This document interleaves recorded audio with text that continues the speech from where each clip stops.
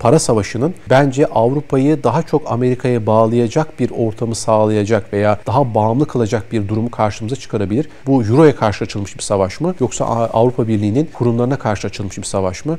Onu da tahmin etmek zor. Trump diyor ki ben herkese masaya otururum. Ama ben öyle bir vaziyete getiririm ki siyaseti ve ekonomiyi uçurumun kenarına getiririm. Uçurumdan aşağı yuvarlanıyoruz zannedersiniz ama o uçurum kenara diplomasisi tıpış tıpış herkesi benim masama oturtur ve oturur anlaşırız. Hocam, Amerika Birleşik Devletleri Başkanı Donald Trump gümrük vergilerini açıkladı. Elinde büyük listeler vardı. Bu hafta onu gördük. Yeni bir ticaret savaşı mı başlatıyor? Neden arttırdı vergileri? Şimdi Donald Trump öngörülemez, tahmin edilemez. Akşamdan sabaha fikirleri değişen, hani şunu söylerler ya, Amerika Birleşik Devletleri'nin düşmanlığı tehlikelidir ama dostluğu daha tehlikelidir. Hani bunu gerçekten ikili görüşmelerde jestleriyle, mimikleriyle harikasın dediklerine bir anda ekstra vergiler getirebilen, onlara belki tehdit edebilen bir başkandan bahsediyoruz. Gerçekten belki Amerikan siyasi tarihinin, bayağı başkanlık tarihinin en böyle şahsına münhasır bir başkanlık süreci. Bunu göreceğiz. Şimdi Trump'ın 4 senesi var. 3. bir dönemi yok. Ama 3. dönemine hazırlanıyormuş gibi de ifadeler kullanıyor. Şimdi bu acaba Donald Trump'ın kendisini bedenen Trump'ın varlığıyla bu devam edecek demesi mi? Yoksa Trumpizm artık beni geçti. Trump'tan öte bir Trump var. Bu Trump artık Amerika'nın 50 yıl, 100 yıl siyasetine sirayet edecek diyerek bu işi büyük bir ideoloji haline getirmek mi? Bence ikinci seçenek şu an daha mümkün gözüküyor. Çünkü ilk döneminde de biliyorsunuz ticaret savaşlarının çok konuştuk. Çin'i özellikle işte vergi olarak, sömürü olarak, siz orada üretiyorsunuz, ben de satıyorsunuz. Onlar daha çok kazanıyor, ben kazanamıyorum. Bu bir sömürüdür. Bu Amerikan sermayesinin, bu Amerikan parasının, doların sömürüsüdür olarak adlandırıyordu. Ama ilk döneminde bunu çok başardı mı? Hani bu ekonomik savaşı tam anlamıyla masada gösterebildi mi? Belki ömrü yetmedi siyaseten. Araya bir Biden dönemi girdi.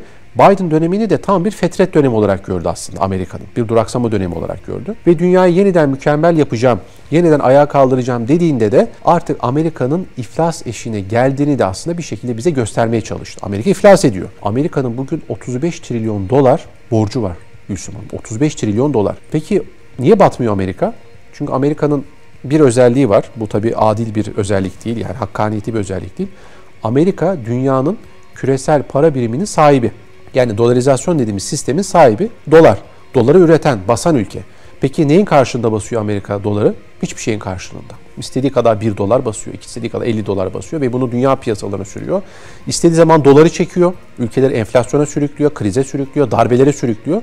İstediği zaman da parayı sürüyor, rahatlatıyor. Şimdi Trump da aslında şöyle söyleyeyim, hani borca düşen esnaf veresiye defterini karıştırırmış ya, aynı o pozisyon. Yani diyor ki ben şu an bir borca düştüm ve bakalım defterleri açalım, bize kimin borcu var? Acaba kimin borcuna karşı biz neyi alabiliriz şeklinde bir siyaset güdüyor. Bunu en bariz nerede yaptı? Ukrayna'da yaptı. Biz size dedi 350 milyar dolar yardım yaptık ki o çok da abartı biliyorsun. Onun için dedi siz o parayı zaten veremezsiniz bana. Ben sizin şu madenlerinizi bir alayım. Petrolünüzü alayım. Tahılınızı alayım ve sizin kaynaklarınızı bölüşelim dedi. İşte Duyunumu'yu oradan örnek veriyorum. Yani burada bir size bir sömürü bankası, bir bankerlik sistemi kuracağız ve o paraları alacağım sizden dedi. Ve kendisini ziyarete gelen Japonya Başbakanı, Hindistan Başbakanı, en son Bangladeş galiba devlet başkanı gelmişti. Ona da sizin dedi 700 milyar dolar paranız varmış dedi. O para size çok dedi. Biraz biz alalım o parayı dedi. Yani çok enteresan değil mi? Böyle gülüyoruz ama trajikomik bir durum. Herkes şaşırıyor. Yani Amerika diyor ki bir mafya gibi hani sanki böyle düzene çöker gibi. Bana vereceksiniz. Vermezseniz sizi diyor savaş ilan ederim diyor. Grönland, Panama bunu hep konuştuk sizle. Ve en sonunda eline bir liste aldı böyle benim gibi ve bütün tarifleri açıkladı. Şimdi tariflere baktığımız zaman yani gümrük vergilerine baktığımız zaman burada özellikle en yüksek kimlere uygulamış diye baktığımızda bilhassa Çin'e, Vietnam'a, Laos'a, Madagaskar'a, Kamboçya'ya yani bizim Güneydoğu Asya ülkeleri olarak gördüğümüz ve her an Çin'le işbirliği yapabilme potansiyeli olan tabii aşağı doğru indiğimiz zaman işte Güney Kore'ye yani geleneksel müttefikleri olarak gördüğümüz Güney Kore'ye biraz daha aşağı iniyoruz İsrail'e, Ürdün'e, Avrupa Birliği ülkelerine. Zaten Avrupa Birliği'nin sancıları burada başlamadı mı? Şimdi sen bana niye gümrük tarifesi uyguluyorsun? Sen Marshall yardımlarıyla beni bir dost, bir kardeş ülke yaptın. Bana dedin ki ben sana para vereceğim. Sen askeri olarak bir şey yapmana gerek yok. Ben seni koruyacağım dedin. Ama şimdi kral çıplak. Diyorsun ki ben sana silah vermeyeceğim. Artık bana verdiğin kadar alacaksın. Ben nasıl yapacağım bu işi? Kusura bakma güvenmeseydin bana diyor Amerika Birleşik Devletleri. Peki Avrupa Birliği ne yapacak bu tariflerin yükselmesiyle beraber? Kendi enflasyonunu nasıl dengeleyecek? Veya üretim gücünü, bir de Rusya'ya ambargo uyguladık. Enerji de almıyoruz Rusya'dan. Üretim maliyetleri aldı başını gidiyor.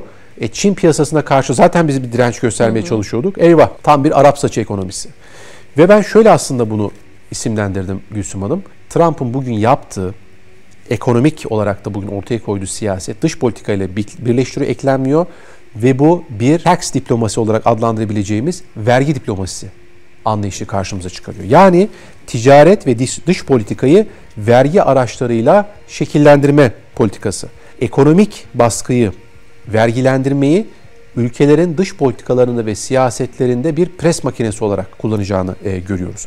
Peki bu vergi diplomasisi, yani ekonomi merkezli bir dış politika anlayışı karşımıza neyi çıkarabilir Gülsüm Hanım? Onu da şöyle söyleyeyim. Ticaret savaşıyla ekonomik ulusalcılığı birleştirmek. Ticaret savaşlarıyla ekonomik ulusalcılık. Bu ciddi bir savaş. Bakın, belki 19. yüzyılda olsak, ki bence şu anda 19. yüzyılın başındayız. Bir zaman makinesiyle şu anda 150 yıl geriye gittik. Şu anda harp çıkmıştı. Bayağı açık savaş çıkmıştı. Yani ordular savaşıyordu şu dönemde. Ama bugün niye savaşmıyor Gülsüm Hanım? Çünkü artık o bildiğimiz geleneksel savaş yöntemlerinin sonuna da gelmiş durumdayız. Hiçbir ülke, hiçbir lider insan kaybetmek, asker kaybetmek gibi bir lüksü yok. Çünkü bunun telafisi eski zaman gibi kolay değil. Çünkü artık herkes her şeyin farkında. Her şeyi görüyor ve insanlar en ufak bir kriz noktasına istediği gibi müdahale edebiliyor. Çünkü artık siber dönemdeyiz. Siber savaş dönemindeyiz. O zaman 3. Dünya Savaşı bugün Donald Trump'ın ilan ettiği ekonomik savaş modelleriyle mi şekillenecek deseniz bence evet. Peki bunun içerisinde ne var Gülsüm Hanım? Onu da bence söylememiz lazım. Artık Amerika Birleşik Devletleri'nin bizim hep söylediğimiz deniz hakimiyet teorileri üzerinden yeni bir imparatorluk ligi inşa etme projesi. Bunu nasıl görüyoruz? Onu da hemen size ifade edeyim. Bir kere inşa ettiği yeni deniz doktrini anlayışında önceliği neye veriyor Amerika Birleşik Devletleri? Donanma gücüne. Peki Amerika'nın donanma gücü bugün istediği vaziyette mi? Değil. Harp dediğimiz savaş pozisyona geçildiğinde Çin'le Amerika birbiriyle savaşacak kadar da gözünü karartabilir mi? Bu ikisi açısından da büyük felaket olabilir. O zaman şuna gelelim. Yine Trump bakış açısıyla anlaşacak. Yani ben o zaman yine ifade ettim. Takas diplomasi demiştim. Bakın, vergi diplomasisi, takas diplomasisi. Hatta ilk takas diplomasisi, sonra vergi diplomasisi. Trump diyor ki ben herkese masaya otururum. Ama ben öyle bir vaziyete getiririm ki siyaseti ve ekonomiyi, uçurumun kenarına getiririm. Uçurumdan aşağı yuvarlanıyoruz zannedersiniz ama o uçurum kenara diplomasisi tıpış tıpış herkesi benim masama oturtur ve oturur anlaşırız. Bakın, Rusya ile Kuzey Kore 4 kilometrelik bir köprü anlaşması imzaladılar. Köprü inşası anlaşması. O 4 kilometrelik köprü belki dünyayı dolaşacak köprünün inşası gibi düşünelim. Küçük bir köprü ama çünkü Kuzey bloğunun o köprü sayesinde tam anlamıyla entegre olabileceği bir ihtimal karşımıza çıkacak. Kuzey Kore, Çin, Rusya ve İran. Ve bu birleşme Güney Kore, Japonya ve Pasifik'te bulunan Amerika'nın dostu gördüğü ülkeleri kendi arasında bir bloklaşmaya itebilir mi? Evet, itebilir. Peki Amerika'ya güvenerek mi itecek bunu, yoksa kendi aralarında mı bunu yapacak? Eğer ben Monroe'yu ilan ediyorum diyorsa Amerika, yani 1823'te olduğu gibi duvarlarımı yükseltiyorum diyorsa, o zaman o AUKUS ülkelerinin, o Pasifik ülkelerinin kendi başının çaresine bakması lazım Gülsüm Hanım. En son Filipinlere F-16'ları verme noktasında bir anlaşma imzalandı. O bir pansuman. Bakın, herkes yalnızlaşacak. Kimse kimseye güvenmemeli. İşte bu karmaşık denklem, bu anlattığımız çok yine Arap saçı durum aslında Trump'ın işte vergiler üzerinden inşa ettiği, işte bu birçok ülkeyi arka arkaya, ki bize de %10 bir vergi. Bizi nasıl etkileyecek hocam? Trump'ın belki de işte Türkiye'ye çok yüksek vergiler uygulamasını bekliyorlardı. Çünkü şimdi biz onların arı kovanına çomak soktuk. Gazze'ye dur diyoruz. Yani Gazze'deki vahşete dur diyoruz. Suriye'de dur diyoruz. Kafkaslar'da dur diyoruz. Ukrayna'da dur diyoruz. PKK'nın bugün onların aparat olarak kullandığı, yani müesses nizama karşı savaş açmış bir Türkiye var şu an karşılarında. Ve Amerika şunu görüyor. Demek Türkiye eski Türkiye değil. Türkiye'yi biz eskisi gibi darbelerle dizayn edemeyeceğiz. Edemiyoruz da. Ama bu, tabii ki öyle rahatlamayacağız. Başka yöntemlerle bu denenebilir. O zaman ben Türkiye'yle niye anlaşmayayım? Biz zaten size bunu söylüyoruz. Yani bakın Gülsüm Hanım, ben Amerikan hayranlığı demek bu değil, Atlantikçi değilim. Rusçu da değil. Ben Misak-ı Milli'den konuşuyorum. Ankara'dan. Ankara olarak biz Amerika Birleşik Devletleri ile müttefiklik ilişkilerimizi tek pencereden olumlu bir şekilde değerlendirmek isterken siz bize niye savaş ilan ettiniz? Neden darbeleri desteklediniz? Neden terör örgütlerine destek verdiniz? Neden insanların sokağa karıştırmalarına müsaade ettiniz? Ben bunu 1950'lerden beri alıyorum. Sadece son 25 yıl içerisinde değil. Şimdi demek ki devlet aklı çalışıyorsa Türkiye ile beraber hareket eder. Ama sizin amacınız Birinci Dünya Savaşı'nda biz Türkiye'nin kurulmasını istemedik. Siz devlet olmamalısınız. Siz bir manda ülkesi olmalısınız diyorsa hala o zaman biz sizin karşınızda olmaya devam edeceğiz. Ya bizle tokalaşırsınız o zaman ya da karşımızda olmaya devam edersiniz. Ama hep söylüyorum Türkiye artık menüde değil. Çünkü darbeler sürecinde hep bizi menüye aldılar. Masaya oturdular. Menüye aldılar bizi ama artık biz menüden çıktık. Biz artık masadayız. Ve eğer siz menüde olmak istemiyorsanız, şimdi Avrupa Birliği menüye geldi. Şimdi Amerika'nın menüsünde Avrupa Birliği var. Birdenbire ne oldu da Avrupa Birliği'ni karşısına alacak bir hamle yaptı?